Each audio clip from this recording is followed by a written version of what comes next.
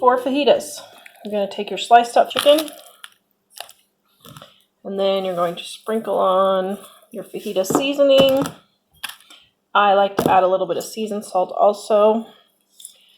And then add your lime juice and mix this all together with your oil really well. Now, if you want to let this marinate, you can for a few hours. And then you're going to take your chicken and your vegetables and you're going to put them in the air fryer. All right, and just to make life easy, guys, I use, this is $1 for a bag of peppers and onions. Makes life so much easier, so I grab one of those to use for my fajitas and stews and that kind of thing. Fajitas, I put the chicken in first and cook it for 7 minutes, and then I add the vegetables afterwards. All right, halfway through, we're going to turn these over. And then we're going to add the vegetables. I'm going to cook it for 4 more minutes. Mike likes his vegetables on the al dente side, so I'm going to be done at 3 minutes. But if you want them a little bit more cooked, you can go for 1 to 2 more minutes.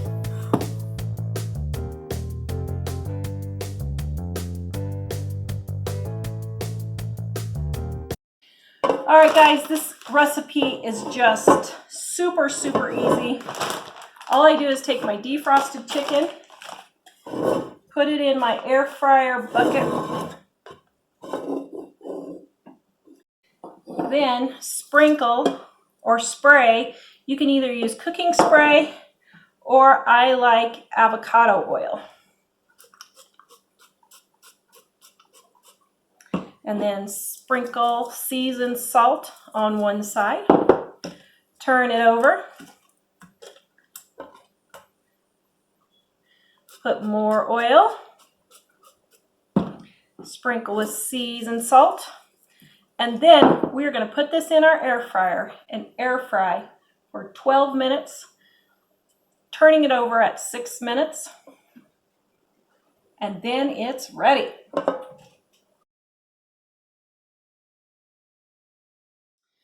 This recipe is super easy. You just take lemon juice, either lemon juice from concentrate or a real lemon, or they have, this is a lime, but they have lemon packets of this dehydrated lemon.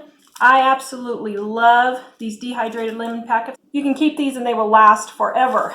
Then you're going to pour your lemon juice and your seasoned salt. Just let that get all good. Put this in the refrigerator and let it marinate for 30 minutes or longer. And then we're going to put it in our air fryer. Air fry for 12 minutes.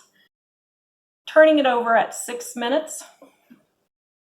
And then it's ready. To make easy breadcrumbs, I just save the ends of the bread that most of the kids don't eat.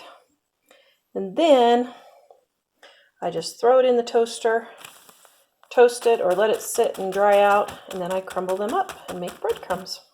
So in your breadcrumbs, you want to add seasoned salt. And if you would like, you could add some paprika or some taco seasoning, chili powder, anything like that.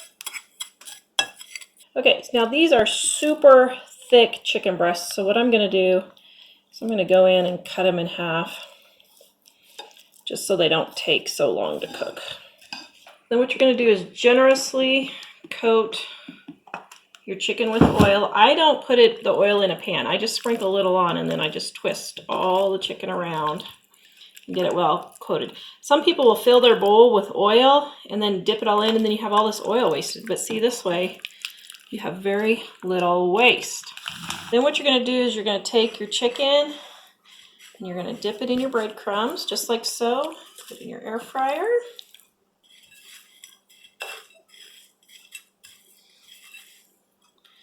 Then we're going to fry this for 7 minutes. Turn it over, fry it for 3 to 4 more minutes. If you're wondering if the chicken is totally done, take the thickest piece of chicken and run a thermometer, and it should be at least 165.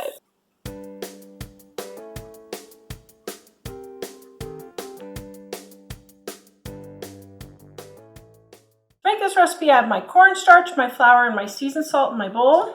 I'm going to take my chicken, dip it in my egg. Then I'm going to coat it in my flour mixture.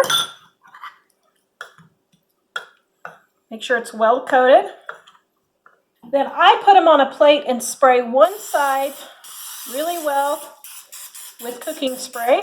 Then place the cooking side spray upside down in your air fryer.